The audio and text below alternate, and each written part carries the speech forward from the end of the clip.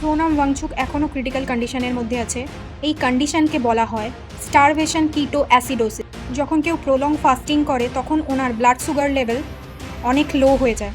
This will leads to decrease in insulin and increase in glucagon level. This activates hormone sensitive lipase, যেটা আমাদের ফ্যাটকে ভেঙে fatty acid তৈরি করে, which are eventually converted into ketones, যেটা আমাদের বডিকে energy provide করে। তাহলে ব্যাপারটা হলো যে এখানে প্রবলেমটা অ্যাকচুয়ালি কোথায়। দেখুন, কিটোন অ্যাসিডিক হয় সেই কারণে আমাদের ব্লাড অ্যাসিডিক হতে শুরু করে, লিডিং টু স্টারভেশন কিটো acidosis. The condition is Sonam Wangchuck suffering from.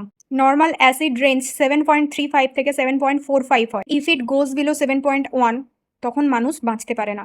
But potassium level 2.8, when it is below 2.8 this is considered as a medical emergency. মানে হার্টে যে কোনো মুহূর্তে যা কিছু হয়ে যেতে পারে।